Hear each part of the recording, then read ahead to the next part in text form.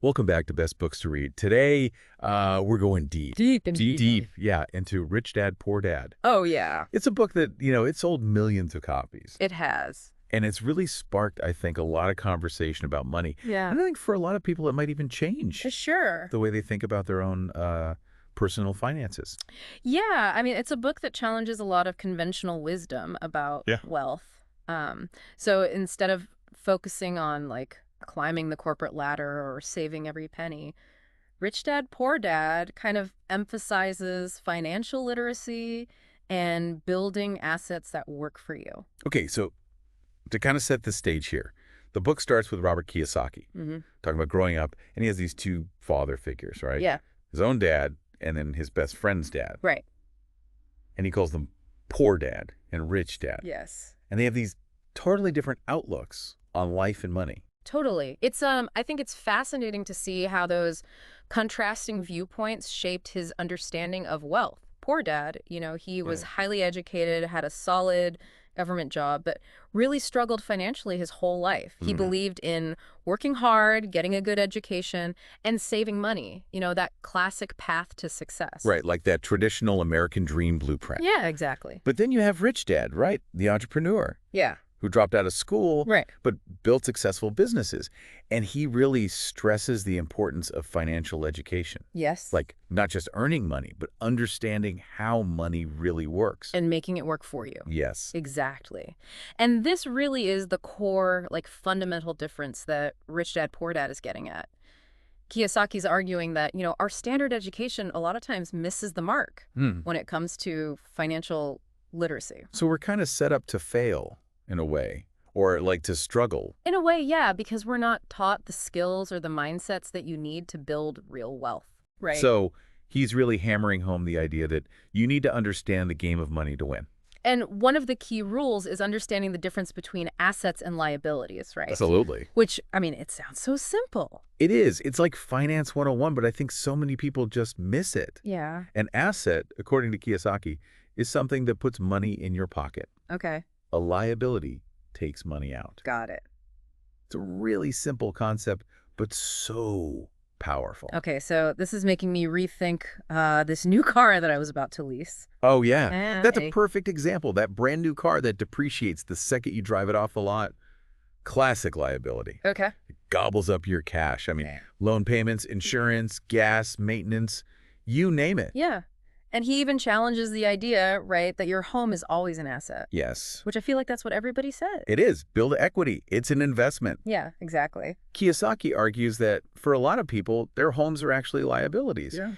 Especially if they're still paying off, a mortgage. Right. You think about it, your house, it requires constant upkeep. Property taxes, insurance, maybe HOA fees. Right. Yeah. It all adds up. So it's not about like not owning a house, but just kind of being aware Yes. of the costs that are involved. Being aware of what you're getting into. Yeah. Exactly. And it goes back to Rich Dad's philosophy, right? The rich don't work for money. They have money work for them. So how do you actually make that happen? Well, Rich Dad, he focused on building an asset column. So things like businesses that generate income, stocks that pay dividends, rental properties, basically anything that can create passive income while you're off doing other things. So it's about diversifying, right? You're Yes. not just relying on your paycheck. Exactly. Yeah. It's about creating a system where your money is working as hard as you are. Mm. And one of the best examples of this is the story of Ray Kroc, the founder of McDonald's. Yeah. Everybody knows McDonald's. Of course. But it's the real estate angle that makes it so interesting. Yeah. So tell me about that. He famously said that he wasn't in the hamburger business, he was in the real estate business. Wow. He recognized that the real value was in owning the land underneath those franchises. So he was building an empire Yes, on burgers and bricks. exactly. It's incredible. It's a really smart strategy. So rich dad, poor dad. I mean, it's not all theoretical. There are some tangible strategies, especially when it comes to real estate. Absolutely. Kiyosaki walks you through his experiences and strategies for finding profitable properties. He even talks about how he bought a house for $20,000 and flipped it for $60,000 in a short time, Okay. just by understanding the market and being creative. That's pretty impressive. Yeah, it can be done. But, Rich Dad, Poor Dad also covers this idea of the power of corporations, which to the average person might seem a little bit intimidating, right? Yeah, for sure. Like that's for big businesses, not individuals. It can seem that way, but Kiyosaki explains how corporations can be beneficial for individuals too, Okay. especially in terms of tax advantages and asset protection. Okay. So it's like setting up this legal and financial structure that can really work in your favor. So understanding how corporations work could be another key to building wealth. It can be, yeah. It's a whole new set of tools that you might not be aware of. Interesting. Yeah. But let's be real, building wealth, it's not always smooth sailing. No, it's not. And the book talks about some of the obstacles that people face, right? Yeah, definitely. He identifies 5 major roadblocks: fear, cynicism, laziness, bad habits, and arrogance. Wow. And those are all internal. They are, yeah. That's so interesting. And those are really the things that, we need to overcome to achieve financial success. I think everyone listening has probably encountered at least one of those. Oh, yeah, I know I have. Yeah, me too. It's true. We can be our own worst enemies sometimes when it comes to finances. But the good news is, Rich Dad, Poor Dad doesn't just point out the problems. Right. It offers some strategies to actually overcome them. Okay. It's all about, creating that winning mindset and taking charge of your future. Yeah, like the book is saying, hey, you're not doomed to just repeat these same patterns. Exactly. You can change your story. You can change it. Yeah. And it starts with understanding those core concepts we talked about. Like, remember how we were saying a lot of people think their house is their biggest asset? Right. Kiyosaki really flips that on its head. He does. When you think about all the expenses that come with it, like the mortgage payments, the property taxes, the endless repairs, it really can feel like a constant drain. It can. Yeah. It's easy to fall into that trap. But once you understand the difference between an asset and a liability, it can be a real game changer. So how do we start building that asset column? Where do we begin? Well, Kiyosaki has this great piece of advice. Mind your own business. Now, he's not saying you need to quit your job tomorrow and become an entrepreneur, although, that might be part of the plan eventually. Right. Not everyone's meant to be a full-time entrepreneur. Right. But what he is saying is to focus on building that asset column alongside your career. So keep your day job, for sure, Go ahead. but start acquiring those income-generating assets at the same time. So it's like having a side hustle, but instead of just earning extra cash, you're actually building long-term wealth. Exactly. Think rental properties, dividend-paying stocks, bonds, maybe even start a small side business. The goal is to have multiple streams of income coming in, so you're not just dependent on that one paycheck. Think about creating that safety net, so you're not one paycheck away from disaster. And that feeling of security can be so empowering. Yeah, I give you options. Absolutely. It can even give you the freedom to pursue your passions or take risks that you wouldn't be able to otherwise. Now, Rich Dad, Poor Dad also digs into some more sophisticated concepts like the power of corporations. I have to admit that part initially made my eyes glaze over a bit. It sounded kind of complex, It can be. Yeah. but then the way he explained it actually made sense. Yeah. He's good at breaking down those seemingly intimidating ideas.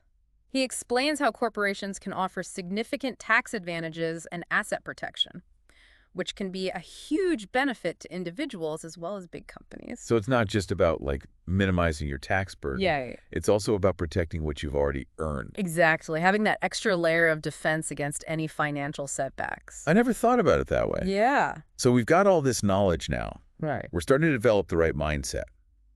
But there are still those internal roadblocks that we talked about. Yes. Fear, cynicism, laziness, bad habits, Yeah. arrogance. Those are big ones. Yeah. And I think we've all been there at some point. I know I've definitely been guilty of procrastination and negative self-talk when it comes to finances. It's like those voices in your head that can really sabotage your best efforts.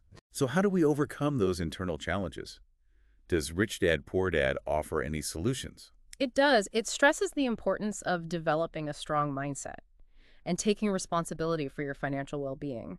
So it's not about blaming external circumstances. It's about recognizing those self-limiting beliefs and changing them. So doing that inner work to really clear the path? Yeah, exactly. Okay. Kiyosaki encourages readers to confront those fears head-on, to question their doubts, and to really cultivate the discipline to take action, even when it feels uncomfortable or scary. It sounds like he's advocating for a blend of financial literacy and personal development. Yeah, that's a great way to put it. He also emphasizes continuous learning, reading books, attending seminars, finding mentors, basically constantly expanding your knowledge and skills. That makes a lot of sense. I mean, the world of finance is always changing, It is. so it's important to stay ahead of the curve. And finding a mentor, someone who's already walks the path, Huge. can be really valuable. Absolutely. Kiyosaki talks a lot about how mentors can provide guidance, support, open doors to opportunities you might not even know exist. Hmm. And, mentor doesn't have to be like a millionaire or some high-powered executive. Right. It could be someone who's just a few steps ahead of you on their financial journey. So someone who's already navigated some of those challenges. Exactly. Someone who can offer practical advice based on their experience. It's like having a guide through the financial jungle. That's a good way to put it. So Rich Dad, Poor Dad provides a lot of advice about getting started. What are some of the key steps that readers can take? Well, Kiyosaki is a huge advocate for investing in your financial education. It's not just about reading his book, it's about actively seeking out knowledge and resources.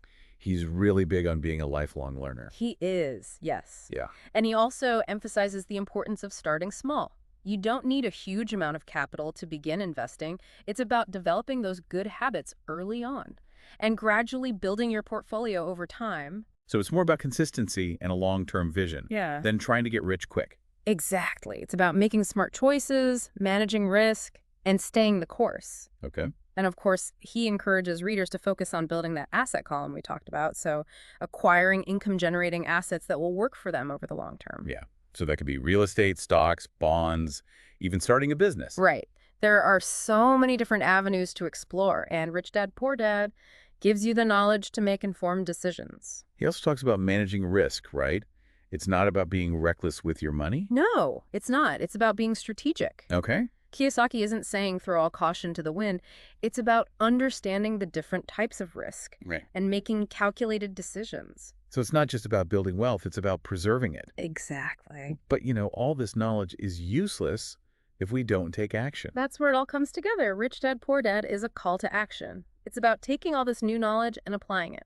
Yeah, it's about shifting from being a passive observer to being an active participant in your financial journey. And that's when things get really exciting. He even talks about this idea of inventing money. Ooh, that sounds intriguing. Right. He's challenging readers to see money as this tool that can be created Yeah. and manipulated through creative thinking and action. So instead of saying, I can't afford that, Right. you start asking yourself, how can I make that happen? Exactly. It's about using your intelligence to find solutions, leverage resources, create wealth.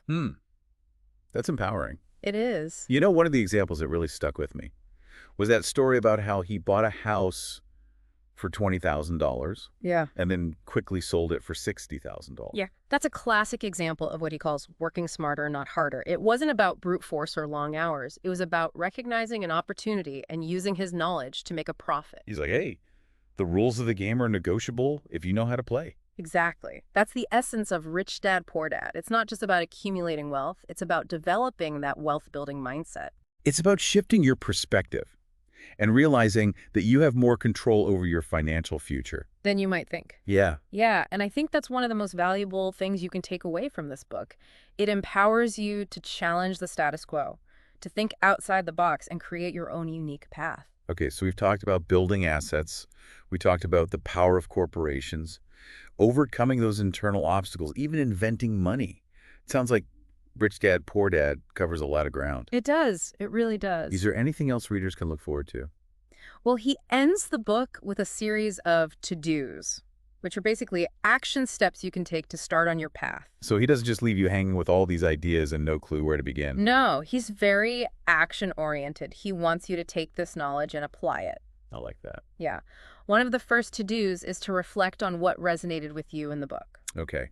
Like what stories or examples really hit home? Exactly. What aha moments did you have about your own habits or beliefs? Yeah. It's all about self-awareness. That's the foundation Right. for making any real change. And then he suggests something that might surprise people. He says, find out what your local real estate market is like. Yeah, he's a big believer in real estate. Right. But he stresses that you need to understand your local market. Know the trends, the opportunities, the challenges. Do your homework before you jump in. So it's not about just blindly following his advice.